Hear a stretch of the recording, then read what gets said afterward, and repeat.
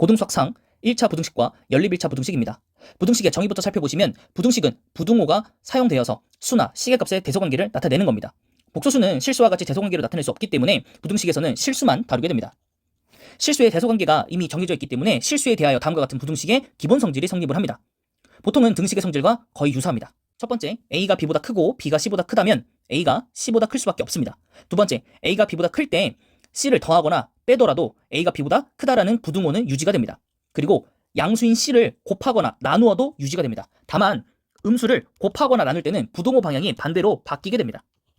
이것만 주의하시면 되고 우리가 이미 중학교 때 학습을 했던 내용이기 때문에 크게 어렵지 않다라고 판단을 합니다. 자, 그 다음에 1차 부등식의 풀이가 있는데요. AX가 B보다 크다라고 되어 있었을 때 우선 A의 경우에 따라서 해가 갈리게 됩니다. 양수라면 그냥 A를 나눠주면 되겠죠. 그러면 부등호 방향은 그대로 유지된 상태로 해가 나오게 되고요. A가 음수라면 부등호 방향만 반대로 바뀌게 됩니다. 근데 A가 0일 때는 B의 경우도 살펴봐야 됩니다. A가 0일 때 B가 0이거나 0보다 크다면 해가 없다라는데요. 우선 A가 0이면 좌변이 0입니다. 이때 B가 0이면 0이 0보다 클 수가 없죠. 그래서 해가 없는 겁니다. 혹은 B가 1이 오면 클 수 있습니까? 안 되죠. 그래서 해가 없는 겁니다. 반대로 음수라면 해는 모든 실수가 되겠죠. 그런데 는이 붙게 된다면 1번과 2번에서는 그냥 그대로 는만 더 붙으면 되는데요. 마지막 경우에 대해서는 해가 반대로 뒤집힙니다. 그리고 범위도 바뀌고요. 아까 말씀드렸지만 좌변이 0이 됩니다. 그런데 B도 0이 된다면 이때는 해가 성립합니다. 왜냐? 같다라는 게 성립이 되니까. 그래서 이렇게 밑으로 0이 같을 때가 내려갑니다. 그래서 해가 모든 실수가 나오게 되고요. 네, 그거 아니고 B가 양수일 때는 해가 없다라고 해가 나오게 됩니다. 자, 그리고 그 밑에는 부등호 방향이 반대로 바뀐 상태로 나오기 때문에 이것은 여러분들이 한번 읽어보고 이해가 되시는지 체킹을 좀 해보시면 좋을 것 같습니다. 자, 그 다음 연립 1차 부등식입니다.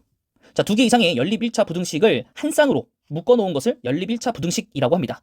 연립 부등식의 각 부등식을 동시에 만족시키는 그러니까 공통이겠죠. X의 범위를 연립 부등식의 해라고 합니다. 그러니까 공통 범위를 구한다라고 생각하시면 되는데요. 우선 1차 부등식의 풀이는 첫 번째, 각 부등식을 풉니다. 두 번째, 수직선 위에 나타내고요. 세 번째, 공통 부분을 찾습니다.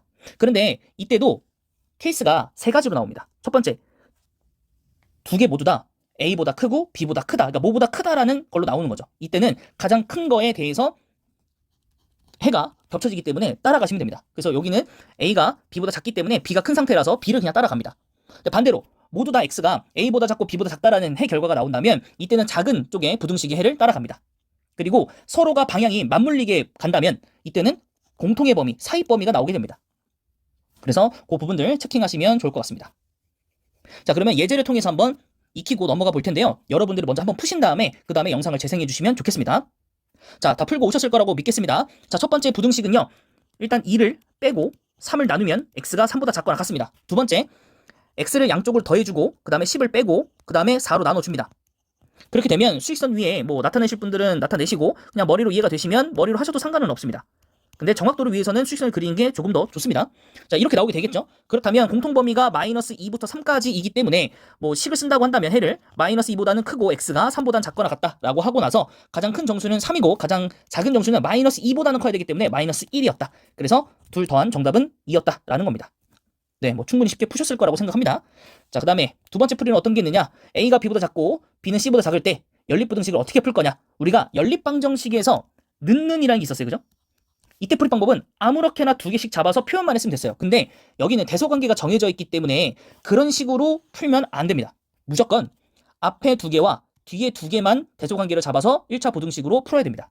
자, 예시를 통해서 설명해 드리면 앞에 두 개 먼저 정리해 보도록 하겠습니다. 4x 마이너스 8이 마이너스 2 플러스 2x보다 작거나 같을 때 양쪽에 2x를 빼주고 양쪽에 8을 더해 주신 다음에 2로 나눠주시면 x가 3보다 작거나 같습니다. 그리고 뒤에 두 개를 정리해 주시면 마이너스 2 플러스 2x가 3x 플러스 4보다 작습니다. 이때 2x를 양쪽에 빼주시고 4를 양쪽에 빼주시면 x가 마이너스 6보다 크다라고 나옵니다. 이때 수직선을 그리게 되면 마이너스 6보다 크고요. 3보다 작거나 같다. 이렇게 공통범위는 마이너스 6부터 3까지 나오게 됩니다. 3을 포함해서. 그래서 A가 마이너스 6이고 B가 3이 나와서 A에서 B를 빼게 되는 정답은 마이너스 9가 나옵니다. 꼭 이 절차를 지켜주셔야 됩니다. 자, 이제 세 번째 풀이 방법입니다. 해가 특수한 경우에 연립 1차 부등식이고요. 해가 한 개인 경우가 있고 해가 없는 경우가 있습니다. 해가 한 개인 경우는 X가 A보다 작거나 같고 X가 A보다 크거나 같을 때입니다. 그래서 A만 겹칩니다. 이래서 해는 X는 A다. 방정식처럼 나오는 경우가 존재합니다. 그리고 해가 없는 경우는 케이스가 굉장히 많습니다. 우선 겹치는 게 없이 x가 a보다 작거나 같고 x가 b보다 클 때 전혀 겹치지 않아요. 두 번째, 아까 첫 번째 상황에서 한쪽에 는이 빠지는 상황인 거예요. 그러면 a를 가지고 가면서 가는 것과 a가 없는 상태에서 반대 방향으로 가는 게 있기 때문에 겹치는 게 하나도 없는 거예요. 그 다음에 둘 다 가지고 있지 않는 상태에서 a보다 작고 a보다 클 때, 그럼 진짜 겹치는 게 아무것도 없는 거죠. 이것도 역시나. 그래서 해가 없는 경우도 있습니다. 자, 그 다음 방정식과 마찬가지로 절대값을 포함한 1차 부등식입니다. 자, 절대값은 원래 절대값 안에 있는 수가 양수면 그대로 나오고 음수면 마이너스 붙여서 나오는 개념이라고 언급을 했습니다. 그래서 그것으로 나눠서 원래는 학습을 하는 게 맞지만은 절대값 있을 때 안에가 하나만 있다면 거리의 개념으로도 풀 수 있는 거거든요. 그래서 여기서 해설을 이렇게 해놓은 겁니다. 절대값 x가 a보다 작다면 원점으로부터 거리가 a보다 작은 x의 값의 범위를 물어보는 거니까 마이너스 a부터 a까지지 않겠냐라고 얘기를 하는 거죠. 그래서 앞으로 어떤 숫자가 오더라도 이렇게 사이 범위를 인지하시면 되겠습니다. 절대값보다 작다라면. 자, 그다음 절대값이 a보다 크다라고 나온다면 이번엔 반대죠. 원점으로부터 그 거리가 a보다 큰 x 값의 범위이기 때문에 바깥 범위라고 얘기하시면 됩니다. 그래서 x가 마이너스 a보다 작고 x가 a보다 크다. 이해되셨죠? 그 다음에 마지막 3번은요. 1번과 2번에 나온 것을 적절하게 활용을 원래는 해야 됩니다. 이게 연립부등식 푸는 방법이었으니까. 근데 이거를 절대값의 개념으로 다시 돌려보면 절대값 x라는 게 뭐야? 원점으로부터 떨어진 거리인데 그게 뭐 a보단 크고 b보단 작다. 그러면 마이너스 b부터 마이너스 a까지, 그 다음에 a부터 b까지 이렇게 있겠구나라고 추측을 할 수 있는 거죠. 조금 더 손쉽게. 자, 근데 이제 시험에 가장 많이 나오는 건 절대값이 2개, 3개가 한 부등식 안에 들어있을 때입니다. 이 절대값 부등식을 포함한 1차 부등식은 아까 봤었던 거와는 얘기가 좀 다릅니다. 그래서 정석대로 따라갑니다. 시계값이 0이 되는 x값을 기준으로 범위를 나눠줍니다. 그리고 나서 절대값을 없애고 식을 정리해서 해를 구한 다음에 그 구한 해들을 전부 다 합친 x의 값의 범위를 구하시는 게 정답이 됩니다. 자, 그래서 예시를 드는 게 더 빠르겠죠? 자, 절대값 x 더하기 절대값 x-2가 3보다 작거나 같다라면 0이 되는 구간은 0과 2가 됩니다. 그래서 0보다 작을 때 0보다 크거나 같고 2보다 작을 때 그리고 2보다 크거나 같다. 이렇게 범위를 3개로 나눠서 부등식을 풀어줍니다. 그러면 첫 번째에서 x가 마이너스 2분의 1보다 크거나 같다라는 해가 나왔는데 이 해는요 어디서만 통한다? x가 0보다 작다에서만 통하기 때문에 이 둘의 공통 범위를 구하시는 게 바로 해입니다. 두 번째는 좌변이 0이 나올 거고요. 우변은 1입니다. 그럼 1이 0보다 크거나 같은 거 맞죠? 그죠? 그러면 여기 처음에 잡아놨던 이 범위가 해가 됩니다. 모든 실수가 원래 해기 때문에.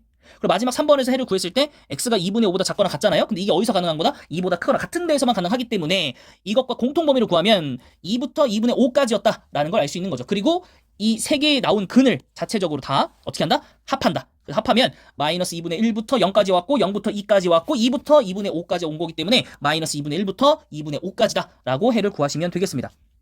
네, 조금 더 많은 연습은 우리가 수업 시간에 진행해 보도록 하겠습니다.